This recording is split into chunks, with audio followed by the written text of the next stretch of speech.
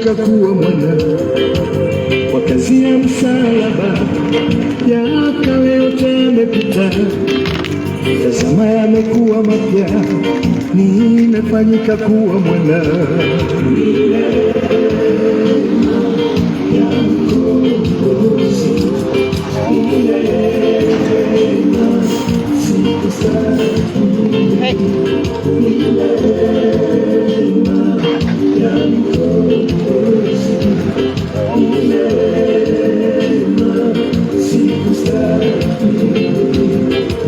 Nimefanyika kuwa mwana na nimehesabiwa haki.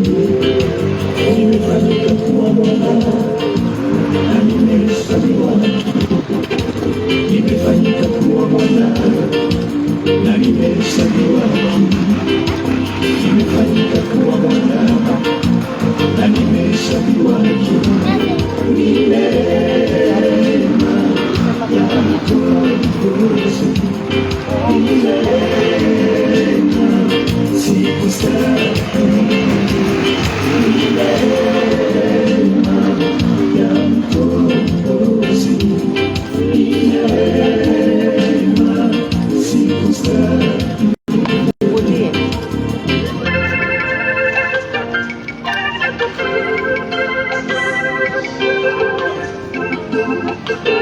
Haleluya, haleluya. Bwana Yesu asifiwe. Mchana wa leo tungependa kuletea neno la Bwana, neno la Yesu Kristo ambaye anaokoa, ambaye anabariki, ambaye analinda na ambaye anaponya. Mchana wa leo ninapoongea mbele zenu, nimeokoka. Yesu ni Bwana. Yesu Kristo aliniokoa, miaka imepita 25 sasa, na nimeonja wema wa Bwana. Ndio maana nahubiri kuhusu Yesu Kristo. Aliniokoa nikiwa bado kidato cha pili, nikiwa high school, na amekuwa mlenzi na amekuwa baraka katika maisha yangu, na ndiposa nahubiria habari njema ya Yesu Kristo ambaye anaokoa, ambaye anaponya, ambaye anabariki, ambaye analinda. Na siku ya leo tarajia kutoka kwa Bwana. Baada ya siku ya leo ningependa kuhubiri kuhusu signs that you are bound. Utajua aje kwamba maisha yako umefungwa? Leo ningependa kuongea kuhusu signs, 10 signs za kuonyesha kwamba umefungwa katika maisha yako. Ningependa kabla sijaanza nikaalika my wife akuja tumbule kwa maombi ili tupate kujua 10 signs that we are bound in this life. Tujue ya kwamba tunapoanza si mapenzi ya Mungu kwamba tutembee kwa upungufu, tutembee kama tumefungwa, bali Mungu anatupenda, na mchana wa leo angependa atufungue kutokana na minyororo ya shetani. Nitaongea kuhusu hizo signs baada ya haya maombi, na Mungu atubariki mchana wa leo. Amen. Amen. Bwana Yesu asifiwe. Praise be to our God. Ni siku ingine njema Bwana ametupea. Acha tuamini na tukaombe. Baba, katika jina la Yesu tunasema ni asante kwa wema wako na fadhili zako. Asante juu ya siku hii ingine umetupea kusikia neno lako during this lunch hour. Receive all the glory, honor and adoration Bwana, tukichukua mamlaka yako Bwana yenye umetupea na kutia nguvu zote, distraction zote za ule muovu chini ya miguu yetu katika jina la Yesu, tukiomba Roho wa Mungu ashuke na akachukua uskani neno la Bwana ambalo tutaenda kusikia siku ya leo. Tunaomba likaguze mioyo yetu, waliofungwa wakafunguliwe, walio wagonjwa Bwana ukawaponye, wale wakujui Bwana ukafanye wakujue katika jina la Yesu. Ni asante Bwana, juu ni mwema sana na unatupenda, na ni katika jina la Yesu tunaomba na kuamini. Amen. Amen. God bless you. Bwana Yesu asifiwe. Mchana wa leo ningependa kutangulia na kusema kwamba majina naitwa Elias Walela. Nimeokoka. Yesu ni Bwana. I am a lecturer at St. Paul's University. Therefore I'm a doctor in finance, na hivyo ndivyo nafunza wanafunzi. lakini nikipata wakati na hubiri neno la Bwana, kwa sababu unaweza pata yote ya hii dunia, lakini baadaye hii dunia maisha yako yataenda aje? Ndiposa niwaambia kila mtu, afadhali upate Yesu na ukose vyote vya dunia hii. Afadhali upate Yesu na ukose chochote hapa duniani. Bali ukipata yote ya hapa duniani na ukose Yesu Kristo, maisha yako yataangamia. Niwaambie watu kila wakati kwamba Biblia inasema ya kwamba it is appointed for man to die once, then after that is judgment. Kuna mahali nilisema kwamba Mungu ametubariki na baraka mingi katika haya maisha, lakini kuna vizuizi kwa hizo baraka zetu, na si mapenzi ya Bwana kwamba watu wake wateseke. Mungu angependa tuishi maisha ya ambayo yamebarikiwa, maisha ya utele, maisha ya ambayo uko na afya, uko na chakula, uko na familia, uko na upendo katika maisha yako, unaishi vyema na majirani, unaishi vyema na moyo wako. Lakini nilisema pia nikasema, shetani ndiye anatawala huu ulimwengu. Ulimwengu na vitu vyote vilivyo ndani yake ni vya Mungu, yes. Lakini mbona kuna majanga na mambo mengi mabaya yana happen? Ni kwa sababu shetani ndiye anatawala dunia hii. Na watu wengi ukiangalia tunapoishi, 90% ya watu hatuishi kwa utele wa Mungu Baba. Hatuishi kwa utele ambao Mungu alitupatia.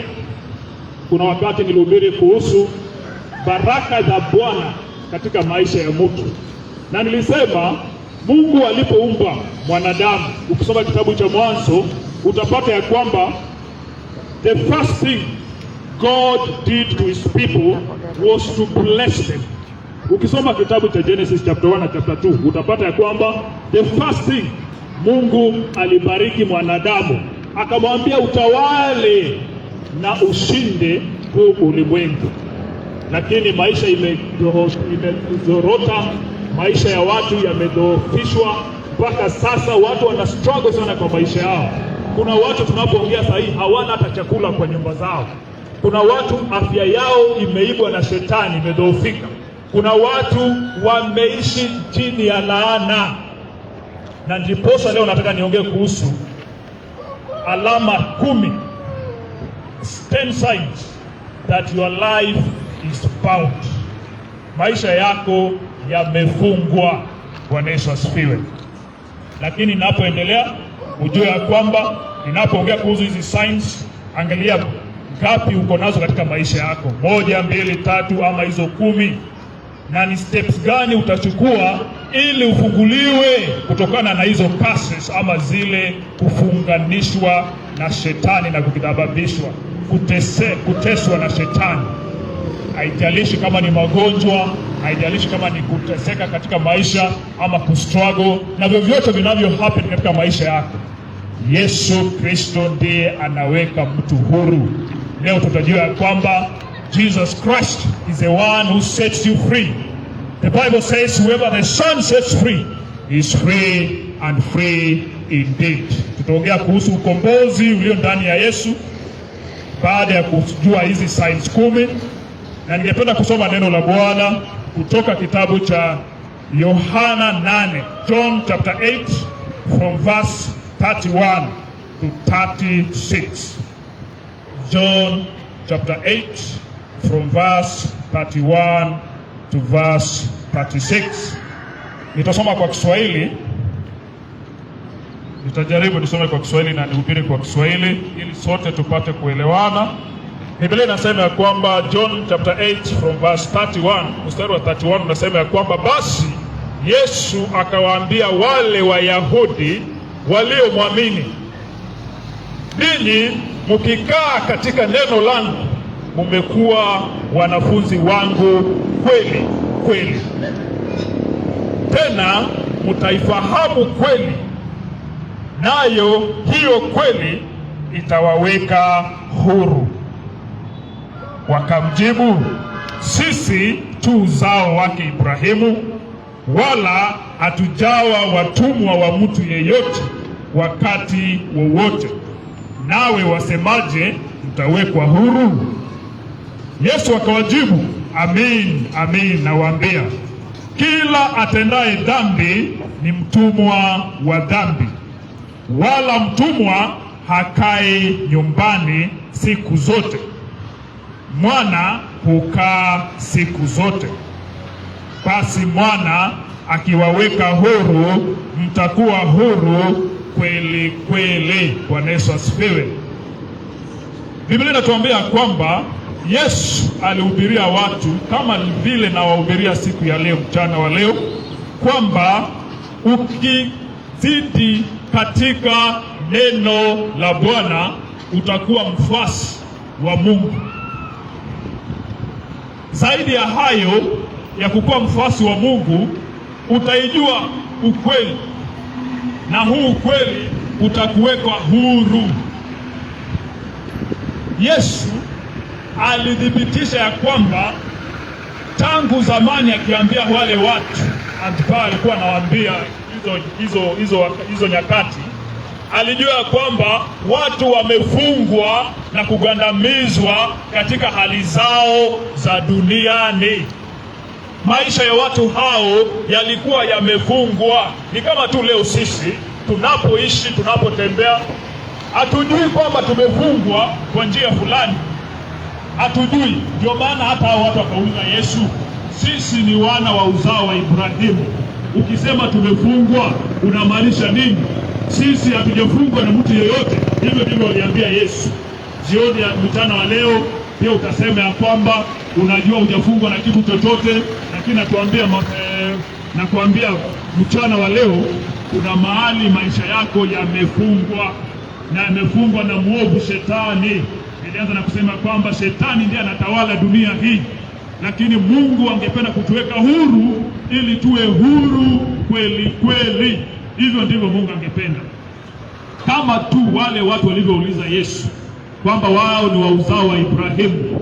Mungu wetu anajulikana kama Mungu wa Ibrahimu, Yakobo na Isaka, na tunapokea baraka kutoka kwa Mungu the same way alibariki Abraham, na akasema kwamba vizazi vyote vitabarikiwa kupitia wewe. Sisi ni wana wa Ibrahimu, ndio maana tunapata baraka za Ibrahimu. Ibrahimu alibarikiwa na mali, Ibrahimu alibarikiwa na jamii, Ibrahimu alibarikiwa na vitu vyote vyema. Biblia inasema kwamba walikuwa na vitu vingi mpaka ikabidi wakaseparate na Lot, kwamba walikuwa naishi na Ibrahimu, lakini walikuwa, Mungu aliwabariki na mali mingi sana, mpaka Ibrahimu akamwambia Lot kwamba tutakosana kwa sababu wafanyakazi wako na wangu wanazozania vitu na mahali pa kulisha mifugo yetu, kwa sababu imekuwa mingi. Hivyo ndivyo Ibrahimu akamwambia Lot kwamba chagua, kama utaenda kusini mimi nitaenda kaskazini, kama utaenda north mimi nitaenda south. Hivyo tusikosane kama watu wa jamii moja, kwa sababu baraka zilikuwa mingi katika maisha yao. Jiulize, kama wewe ni uzao wa Ibrahimu, mbona hauna hizo baraka za Ibrahimu katika maisha yako? Jiulize mchana wa leo, mbona hautembei kwa hizo baraka za Ibrahimu? Nilianza na kusema kwamba mimi nimeokoka miaka imepita 25 sasa.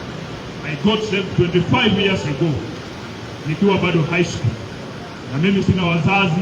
Mungu alikuwa baba yangu na Mungu akakuwa mama yangu. Ninapoongea siwe mchana wa leo ni kwamba Mungu ndiye anabariki. Mungu amenibariki mimi mpaka sasa, kutoka hiyo form 2 mpaka nikamaliza, nikaenda university, nikafanya undergraduate, nikaenda nikafanya masters Kenyatta University, nikaenda nikafanya PhD St. Paul's University, nikakuwa mhadhiri kule. Ni Mungu amenipa hizi baraka. Ni Mungu. Singekuwa na Mungu sijui ningekuwa wapi, singemaliza hata high school, I can assure you. But mchana wa leo nawaambia kuhusu huyu Mungu ambaye anabariki watu, anaweka watu huru, anaponya watu magonjwa na analinda watu wake. Ndiposa leo naambia kuhusu ya kwamba Kama umefungwa, Mungu ako na uwezo wa kukuweka huru wakati huu ukimwamini yeye. Na utajuaje umefungwa? Utajuaje umefungwa katika maisha haya?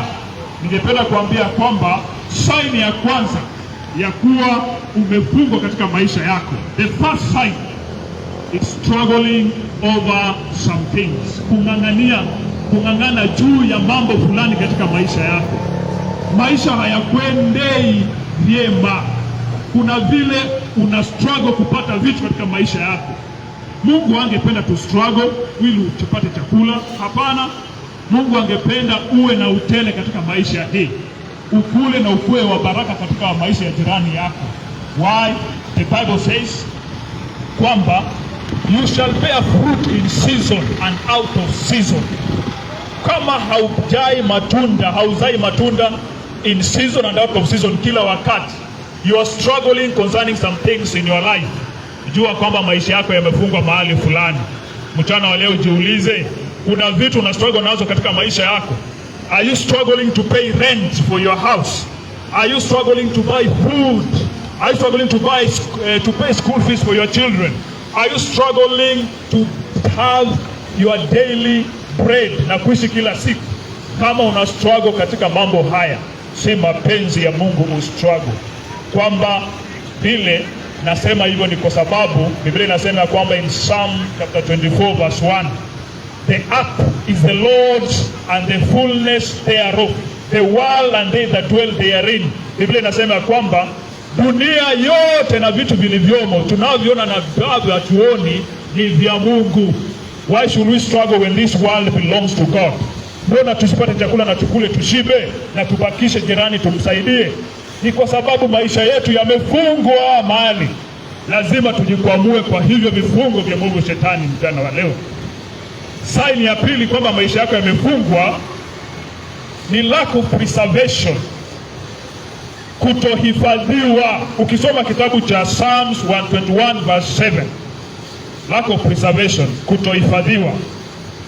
Psalm 121 verse 7 Wacha niende pale 121 verse 7.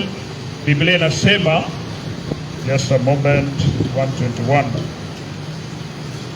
Psalms 121 verse 7.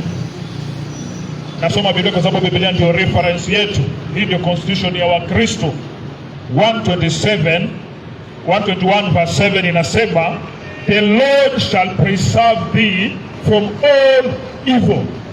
He shall preserve thee and he shall preserve thy soul.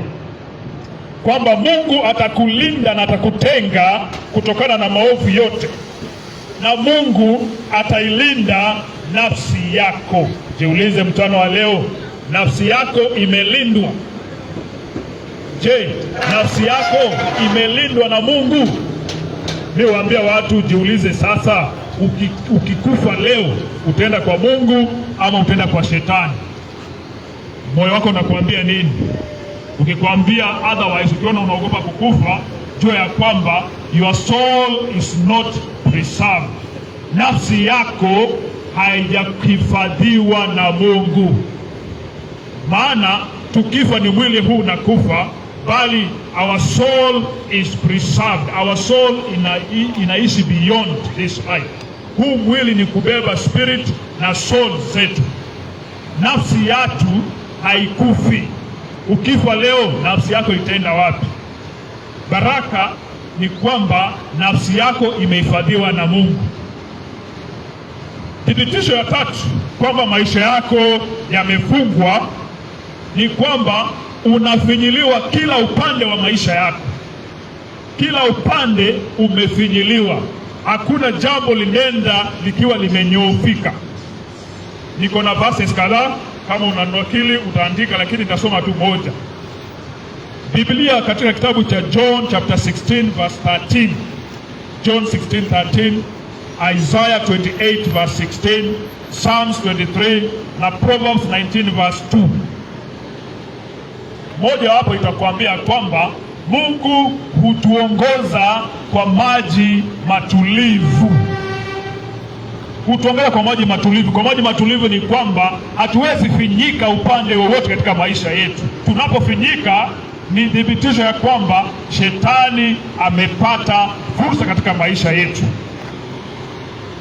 Thibitisho ya nne kwamba maisha yetu yamefungwa, ya nne ni kwamba being condemned in our souls. Tukishafanya kitu tuna feel tuko condemned, tuna feel tumekosea mahali, lakini hatujui ni nini. Kwa maana shetani akikuongoza ufanye jambo lisilompendeza Mungu, and especially kama umekuwa kwa Mungu ama ulikuwa kwa Mungu na ukatoka, utapata ya kwamba shetani akikushawishi ufanye kitu umkosee Mungu, shetani hujitenga na mwanadamu after amefanya dhambi mbele za Mungu. The next thing, your soul gets guilty. Unaanza kufeel kwamba kuna mahali umekosea. Ukishafika mahali hapa, ujue shetani amepata nafasi katika maisha yako. Shetani amekufunga kutokana na hilo jambo amekufanya ufanye, na kutokea hapo unakosa baraka za Mungu, unakosa kutembea na Mungu na utele wake. Utapata ukisoma kitabu cha 1 Chronicles chapter 21 verse 1, utapata ya kwamba, na pia 2 Samuel 24 verse 10, shetani aliongoza Daudi mfalme ili awahesabu wana wa Israeli. Baada ya Daudi kuhesabu wana wa Israeli, alidhani ni jambo jema tu katika maisha yake. Mwishowe Mungu akajitenga na Daudi, ndiposa Daudi akajua kwamba amekosea na ni shetani alimuongoza afanye hilo jambo. Shetani alijitenga baada ya kuongoza Daudi ahesabu watu. The next thing that followed ilikuwa guilt, ni kuhisi kuhukumika ndani ya Daudi, na hivyo basi shetani akapata nafasi ndani ya maisha ya Daudi. Jambo la tano, lack of self control. Hauwezi kujizuia kufanya jambo fulani. Kuna vitu ungetaka kuacha katika maisha yako, kuna mali ungetaka kuacha kuenda, lakini umeshindwa kuacha. Wacha niwaambie mchana wa leo, hatuwezi shinda dhambi kwa nguvu zetu sisi wenyewe, bali tunahitaji Mungu atushindanie katika maisha haya. Lazima tupate nguvu za Roho Mtakatifu, na kwa uwezo wa neno la Bwana na jina la Yesu Kristo tunakosa kupata baraka za Mungu tukikosa haya mambo, neno la Bwana na Yesu Kristo. Naam, tutashinda dhambi kama tutajisalimisha kwa nguvu za Mungu, kwa neno lake na kwa jina la Yesu Kristo. Tukishajisalimisha hivyo, tutakuwa na self control, tutakuwa na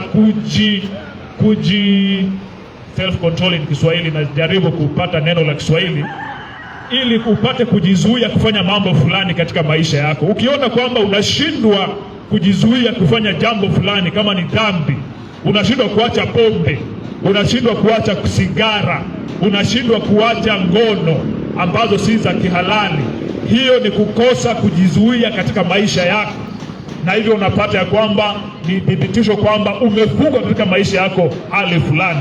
Ni Yesu Kristo peke yake anaweza kukuweka huru na ukuwe huru kweli kweli.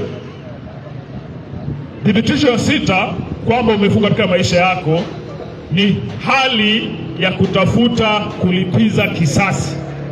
You feel revengeful, ungependa ulipize kisasi.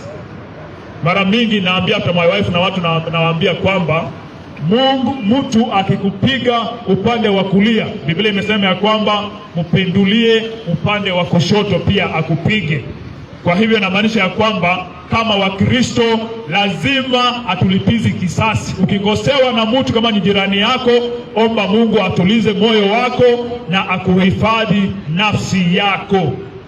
Ukiona uko na hiyo feeling ya kwamba lazima huyu mtu nitamfanyia jambo, lazima nilipize kisasi, amenikosea, amekosea watoto wangu, amekosea wazazi wangu, amenikosea kazini, lazima nifanye jambo nilipize kisasi, hiyo ni kwamba umefungwa na hauna uwezo wa kusema hapana, sitafanya hivyo. Mbona Mungu imetupasa kwamba tusilipize kisasi. Hivyo ndivyo tumeambiwa kwa Biblia. Mtu akikwambia amekunyang'anya shati, mwachie koti lako pia. Hivyo ndio Biblia inasema. So sign ya 6 kwamba umefunga katika maisha yako ni kwamba hauwezi kuacha kulipiza kisasi. Number 7, the 7th sign that you are bound in your life ni utumwa. Inaitwa utumwa. In English it is servanthood. Servanthood. Tumesoma in Romans chapter 8 from 31 to 36 kwamba mtumwa haishi milele kwa boma, bali mwana anaishi milele kwa boma. Romans 8:31 to 36. Ukiwa mtumwa inamaanisha kwamba hautadumu penye uliko. You will be wandering from your home. Kama mwana mpotevu alitoka nyumbani akaenda akakuwa mtumwa. Alipoenda akakuwa mtumwa mahali fulani, akaandikwa na tajiri. Ilifika mahali baada ya kuteseka sana, akasema nitarudi nyumbani kwetu, babangu ako na mali na wafanyikazi, hata niwe mfanyikazi wa baba yangu, bali tu nipate chakula na nipate kulindwa. Utumwa ni sign moja kwamba tumefungwa na shetani. Kuna mahali hatuendi vyema kulingana na mapenzi ya Mungu. Mungu ametuokoa na alituumba tusiwe watumwa tena. Na mara mingi nawaambia watu tusiwe watumwa wa dhambi, bali tuwe watumwa wa Mungu. Tukiwa kwa watumwa wa Mungu, Mungu ametuweka huru na hakuna jambo linaloweza tutushinda. Mbona Biblia imesema kwamba ukiokoka, whoever the Son sets free is free indeed. Na hivyo basi yeye aliye ndani yetu ni mkuu kuliko yeyote aliye wa huu ulimwengu. Utumwa ni sign ya kwamba tumefungwa katika maisha yetu. Biblia inatuambia kwamba ukiwa mwaminifu na kidogo kile Mungu amekuaminia nacho, Mungu atakupatia kingi zaidi. Kwa hivyo mtihani kwa Wakristo na hata watu wote kwa hii dunia ni kwamba hauwezi enda the next step if you are not faithful with the little that you have. Hauwezi taka vitu vingi maishani na Mungu akupatie kama haujakuwa mwaminifu. Kuna vitu hivi vichache ulivyo navyo. Kama wewe ni Mkristo, unatoa dhabihu na unatoa fungu la 10 kanisani ambalo unaenda, kama hautoi, wewe umekafiri njia za Mungu already. Hauwezi kwenda kiwango kinachofuata kama hautashinda kutoa hicho kidogo ulicho nacho kama fungu la 10. Mbona Mungu akupatie 100,000 utoe fungu la 10 10,000? Kama ukiwa na 10,000 umeshindwa kutoa 1,000. Hivyo ndivyo Mungu anatupatia mitihani na tunashindwa katika maisha haya. Hivyo unabaki kwa utumwa ambao uko nao. Umekuwa unapata 50,000 mwaka uliopita wa 2023, 2024, 2025, bado unapata 50,000. It is not the will of God. Mungu angependa kwamba kila wakati tunainuka. Ukiona unabaki mahali fulani ama unaacha kurudi chini hata zaidi, jua kwamba uko kwa utumwa wa shetani. Na ndio maana tunahubiri Yesu ambaye anaweka watu huru kutokana na huo utumwa wa kukua utumwa chini ya dhambi na chini ya mamlaka ya hii dunia. Utumwa ni thibitisho ya 7 kwamba tumefungwa na shetani. The 8th sign, thibitisho ya 8 kwamba tumefungwa katika maisha yetu, in English naita fruitless labor. Kazi ambayo haizai matunda. Unafanya kazi lakini hakuna benefit unapata kwa hiyo kazi. Unafanya biashara lakini haupati profit. Unafanya kazi lakini pesa inaisha within one day, pesa imeisha. Hiyo si baraka kutoka kwa Mungu. Umefungwa mali katika maisha yako kwamba unafanya kazi, unajitolea nguvu zako na nafsi, lakini haupati kubarikiwa na hivyo vile unavyopata. Biblia inasema kwamba ukisoma kitabu cha Genesis Genesis chapter 9 from 25, verse 25. Genesis chapter 9 from verse 25. Ni watoto wa Noa, Shem, Ham and Japheth. Utapata ya kwamba kuna kijana mmoja anaitwa Ham ambaye babake alimwambia kwamba utakuwa mtumwa wa ndugu zako, na hii dunia utafanya kazi kwa sababu ya watu wengine. In that sense, utapata ya kwamba Ham hata angefanya kazi kiasi kipi, angekuwa vile angeweza kustawi ili aandike watu wengine kazi. Angeweza, ye lazima angekuwa employee, hata angefanya kazi zaidi ya watu wengine wote, that labor would be fruitless. Na ndio maana ningependa ujiulize jioni ya leo, mchana wa leo, maisha yako mbona hayana matunda? Unasoma lakini unaanguka mtihani, unafanya kazi unafutwa baada ya mwezi mmoja, unafanya biashara haupati chakula cha kustahimili kila siku ama wiki ama mwezi, haubarikiwi, miaka nenda miaka rudi, uko mahali pale. That is called fruitless labor, kazi ambayo haina matunda kabisa. Maana mtu ambaye ako ndani ya Mungu lazima akifanya jambo liwe na baraka. Biblia inasema ya kwamba you shall lend to many nations but borrow from no one. Utakopesha watu pesa, utakopesha watu vitu na utakopa wewe. Hivyo ndio Biblia inatuambia. Ukiona kwamba haukopeshani watu, wewe ndio unakopa, umefungwa mahali katika maisha yako. Mchana wa leo ni Yesu peke yake anaweza kuweka huru kutokana na hivyo vifungo vya shetani. Number 9, the ninth sign, vagabond and aimless lifestyle. Vagabond and aimless lifestyle. Kwa Kiswahili sijui nitasema aje. Niseme maisha yako hayana mwelekeo, maisha ambayo hayana mwelekeo. Maisha ambayo hayana mwelekeo. Nikikuuliza leo ungetaka ukue nini mwaka ujao 2026? Wewe uko tu unataka uishi, ukule, ulale tena siku nyingine, unakula tu kilala tu kingoja sijui utakufa wewe. Hauna maisha ambayo unatumainia jambo fulani katika maisha yako. Hauna tumaini la miaka 5 ijayo unataka ukue wapi. Hayo ni maisha ambayo hayana mwelekeo. Niwaambia watu, ukitaka kukua umebarikiwa na Mungu, enda ukae chini, omba Mungu, uandike vitu ungependa Mungu akutendee katika maisha yako. Na kati hizo vitu unaandika Mungu akutendee katika maisha yako, make sure kwamba umeandika vile utakuwa msaada katika dunia hii na watu wengine. Usiombe pesa ili upate kupata pesa mingi, ustahimili familia yako na ukule, uanze kutembea huku kunywe pombe ulewe. Hapana. Mungu aweze kubariki kwa njia hile. Ambia Mungu kwamba ukinipa pesa mingi nitakufanyia kazi, nitakuwa baraka katika watu wa jirani, ambao wanakosa rent nitawabariki, ambao hawana chakula nitawapatia chakula, ambao wanakosa msaada nitawapatia msaada, kwamba Mungu nibariki ili niwe wa baraka katika maisha ya wanadamu wengine. Hivyo ndivyo Mungu atakubariki. Mimi na my wife is my witness kwamba kuna wakati tunaenda tunatoa pesa yote kwa akaunti yetu, tunanunulia watu chakula tunawapatia.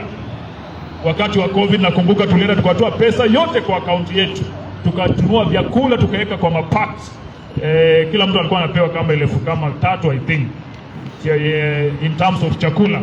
Kutoka wakati huo chakula, na mimi hasiwezi kosa chakula kwa nyumba yangu, kwa sababu nilitenda jambo na kusaidia mtu mwingine katika maisha haya. Mungu hawezi sahau kwamba nililisha watu na anaendelea kulisha watu.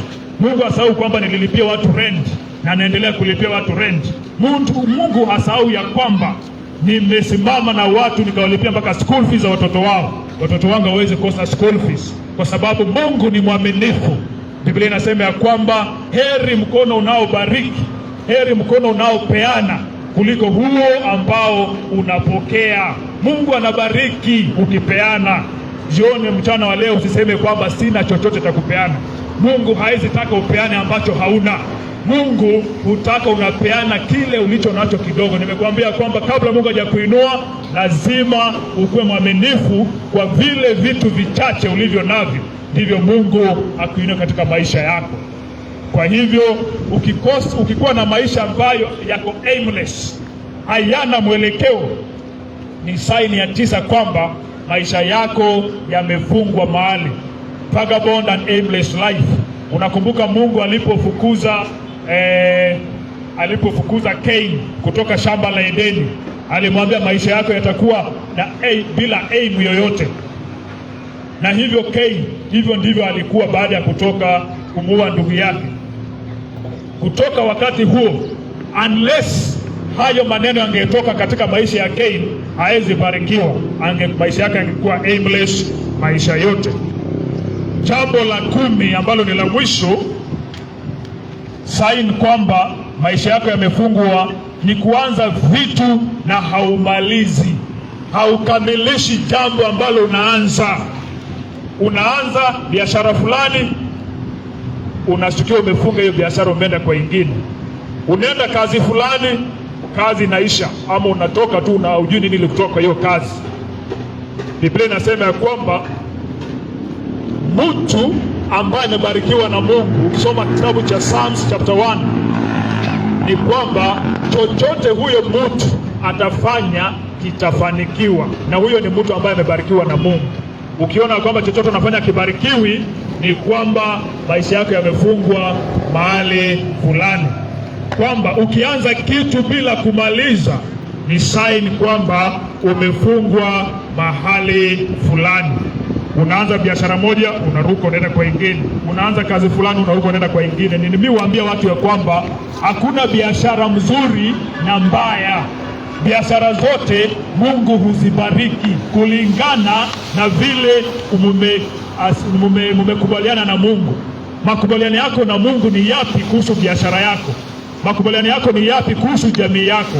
Mungu hubariki kile ambacho uko nacho mkononi. Mungu hawezi bariki ambacho hauna. Kama ni hiyo biashara, Mungu atakuinulia hiyo biashara iwe biashara kubwa, kama utamtegemea yeye kwamba yeye ndiyo mwenye baraka zote katika maisha haya. Sasa baada ya kuangalia hizo signs 10 kwamba maisha yako yamefungwa, nini itakusaidia katika maisha haya? Nilianza na kusema ya kwamba dunia hii na vitu vyote vilivyomo ni vya Mungu.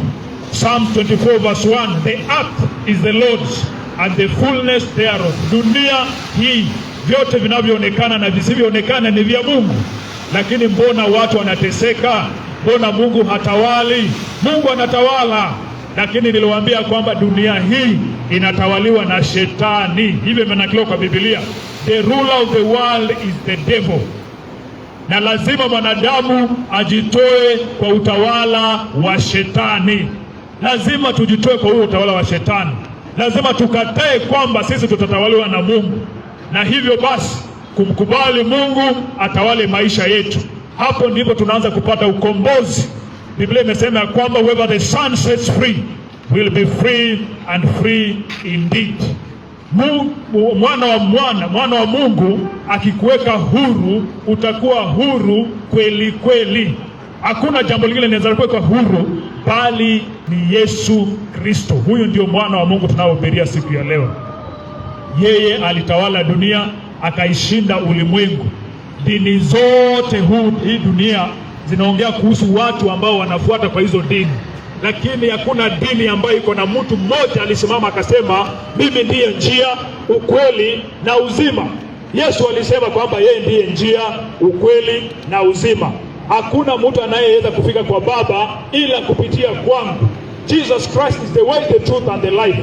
Tunadanganywa siku hizi kwamba kuna njia mingi za kufikia Mungu. Hakuna njia mingi za kufikia Mungu. Njia moja pekee ni ya Yesu Kristo. Yesu Kristo pekee ndiye alikufa na akafufuka. Sasa hivi yaishi milele na atarudi tena mara ya pili duniani hii. Tusingoje kwamba tukidhani ati Yesu anakuja saa hii. Hapana, Biblia inasema kwamba Jesus will come soon. Yes, but mimi waambia watu hiyo soon, haujui maisha yako itaisha siku gani. Leo unaweza lala hivi, kesho unaamka hauko.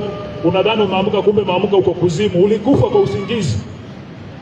Kuna mdada mmoja, na hii ni real life, nawaambia si mchana wa leo, kazini kwangu last week amekuja kazi, akaenda lunch time saa 7, ingana arudi job saa 8, ametoka kazini saa 7, akasema afili vizuri, wacha afike kwa nyumba akule arrest kidogo alafu arudi kazini.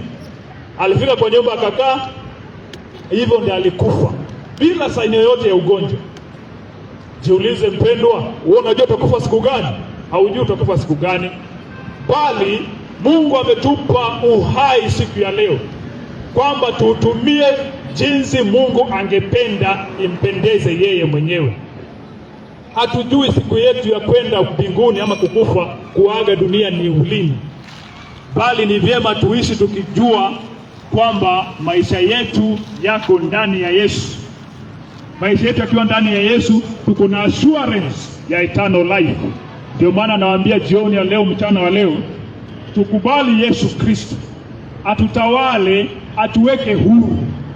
Ningependa kuambia kwamba kuna vitu maishani mwako una struggle nazo, na hazijaanza na wewe, zilianza na baba yako. Ukiangalia baba ya baba yako, huyo ni babu yako, alikuwa na hizo vitu. Mfano watatu, na uweza hata kujisimamia wewe mwenyewe maishani mwako, lakini kuna kitu nakuambia tu, uoa vitu vingine. Hizo ni laana katika maisha. Lakini nilitafuta Mungu, nikamwambia Mungu, niokoe na unilinde na unibariki. Baada ya kuokoka hivyo nikanunua gari yangu ya kwanza, ya pili, ya tatu, hivyo. Ndipo nikasoma nikamaliza hii mambo yote, sasa nafanya kazi. Ndipo nikakuwa na my wife na watoto, tukabarikiwa pamoja. Ni Yesu Kristo aliniweka huru kutokana na laana zote za jamii yangu. Na hapa ninapoongea hata sasa, Mungu bado anazidi kunibariki na atazidi kunibariki ili niwe wa baraka katika jamii yetu na hata ukoo wetu na watu wote ambao wananijua na wananisikia. Kwa hivyo basi nawaambia kuhusu Yesu Kristo ambaye anabariki, na tumenithibitisha kwamba Mungu ni mwema na maisha yako anaweza kukubariki. Ukiwa mgonjwa, unawaza kuhusu nini? Jambo la kwanza kuhusu ugonjwa wako, Yesu Kristo ndiye anaponya magonjwa yote. Ukiwa na imani kwa Yesu Kristo, ukiwa na imani na umwombe, uambie Mungu, ukiniponya haya magonjwa, nitaenda kanisani nikufanyie kazi, ama nitahubiri kama ule ndugu anayehubiri wakati huu, Mungu atakuondolea huo ugonjwa. Lakini sasa ukiondolewa huo ugonjwa, usisahau Mungu, pale urudie Mungu, useme ni asante na umfanyie kazi vile amestahili umfanyie. Mchana wa leo ningetaka uambie Mungu, mtolee nadhiri kwamba nitakufanyia kazi. Ukiniondolea hili jambo zito ambalo nataka katika maisha yangu, nitakufanyia kazi. Watoto wangu na jamii yangu tutakutumikia wewe peke yako. Tunakatana na ushirikina na nguvu zote za shetani, tutakufuata wewe kama Mungu wetu. Kwa sababu watu wengi wameenda kutafuta msaada kwa shetani, wameenda kutafuta msaada kwa wachawi, wameenda kutafuta msaada kwa watu wanaofanya urogi. Hivyo ukienda kutafuta msaada kwa watu wanaofanya urogi ama kwa shetani, jua kwamba njia zako na Mungu zimekuwa parallel. Hamwezi tembea na Mungu pamoja. Lazima utende njia hii, Mungu ataenda njia iliyo ambayo ni opposite. Lazima ukatae njia hizo za shetani ambazo hazimpendezi Mungu, ujikabidhi chini ya Mungu, ndipo Mungu akuweke huru. Mchana wa leo ninapomalizia ningependa kuambia kwamba angalia maisha yako unaishi aje? Mungu hakukuumba ili uishi maisha ambayo una struggle hivi. Mungu hakukuumba ili uteseke na huo ugonjwa. Mungu hakukuumba ili ukose jamii na baraka za familia. Hapana, Mungu alikuumba ili upate kufanikiwa katika maisha haya, na si kufanikiwa tu kivyako, bali uwe wa baraka kwa watu wengine katika jina la Yesu Kristo. Ukipata kwamba una struggle katika maisha yako, chochote unachofanya kifanikiwi, maisha yako hayana mwelekeo, hauna vision ya next year, unataka ufanye nini, hivyo unajua kwamba umefungwa mahali fulani katika maisha yako.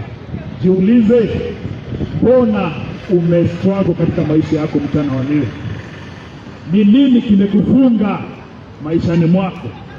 Je, laana ilinenwa juu yako na mzazi wako ama ulilaaniwa na mwalimu wako shuleni, ulilaaniwa na mtu ambaye ako na authority juu yako.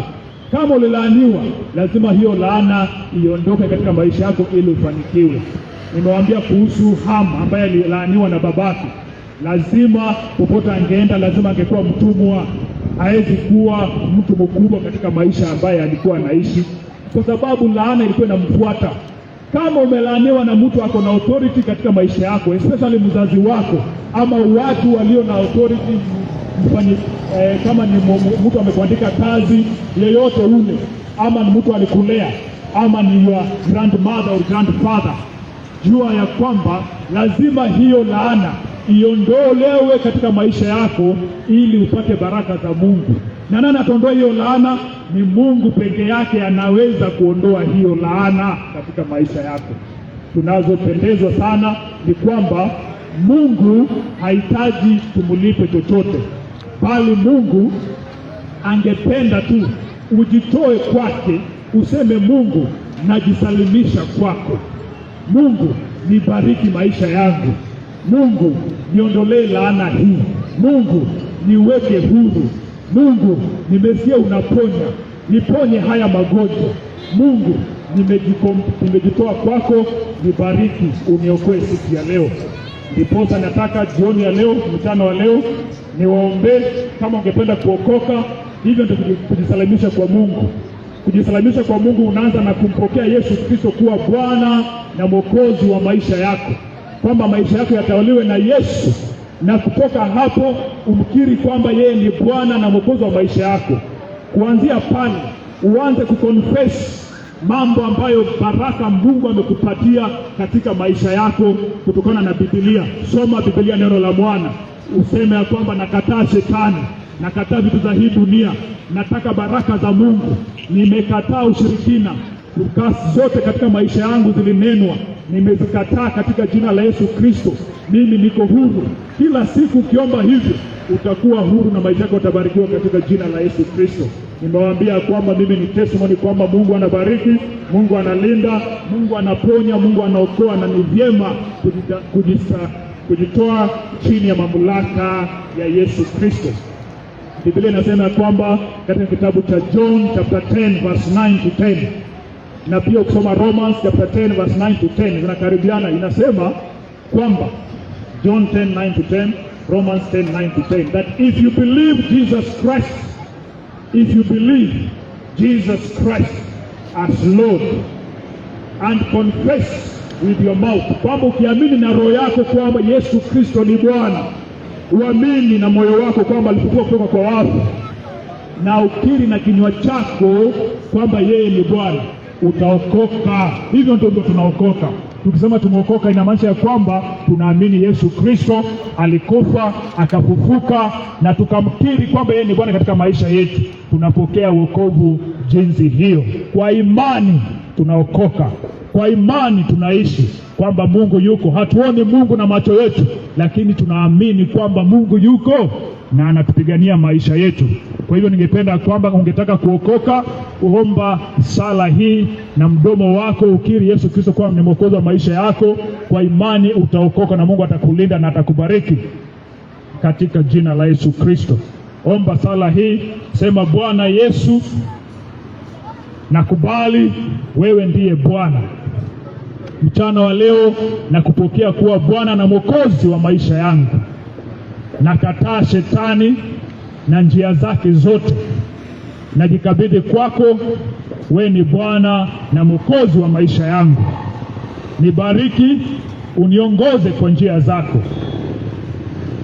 Niandike jina langu kwenye kitabu cha uzima. Nimeokoka kwa imani katika jina la Yesu Kristo. Amen. Mpendwa, kisasa sema maneno hayo, ni kwa imani umeokoka. Nitakupatia namba yetu ya simu, unaweza tuwasiliana nasi kwa WhatsApp ama SMS ama tupigie simu. Ungepata mashauri ya kuishi ndani ya Mungu ni yapi, tutakusaidia. Mimi niliokoka kwa crusade, walikuwa wanaita watu kwa crusade, nikaenda nikaokoka. Tusikuwa najua nafanya nini, lakini niliokoka. Mpaka saa hii nakumbuka hiyo siku na shangaa. Lakini Mungu ana mpango katika maisha yetu wote, na alikuwa na mpango katika maisha yangu.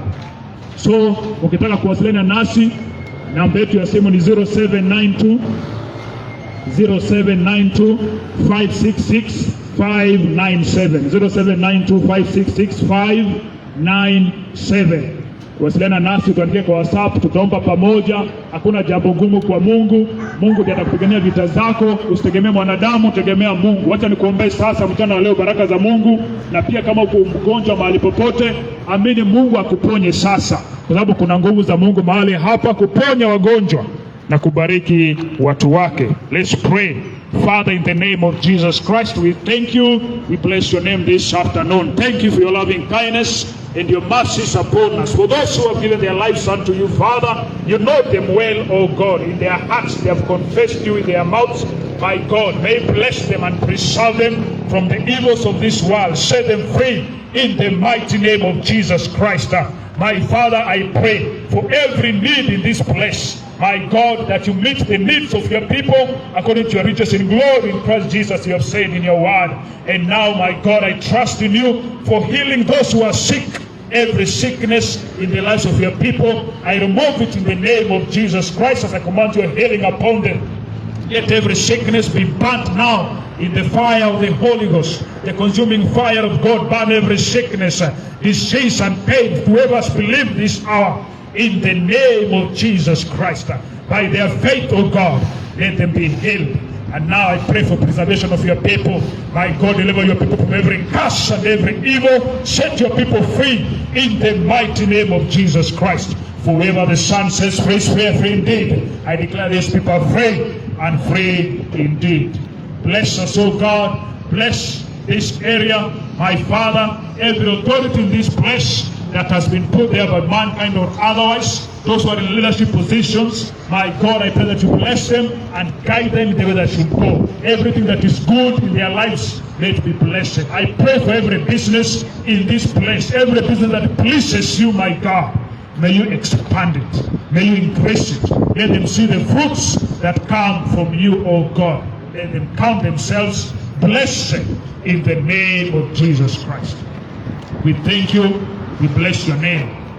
For it's in the name of Jesus Christ, our Lord and Savior, we pray and believe. Amen. God bless you and do you good until we meet again.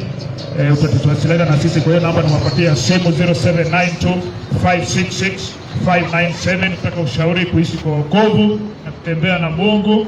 Tuombe pamoja tukiamini kwamba Mungu anaiweza kila jambo. Tunapomaliza sasa, tunaomba maybe ubarikiwe na mwimbo moja ama mbili, alafu twende tutakutana siku nyingine. Ombi langu ni kwamba Mungu atawalinda, atawabariki na watawatenda vyema katika jina la Yesu Kristo. God bless you. Amen.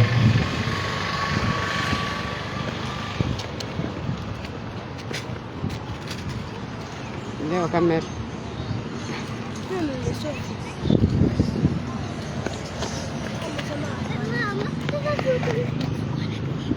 Hallelujah. Amen. Hallelujah. Hallelujah. Jina lake ngome yangu, nitamka jina hili, ngome nyingine sina, nitamka jina hilo, ngome nyingine sina.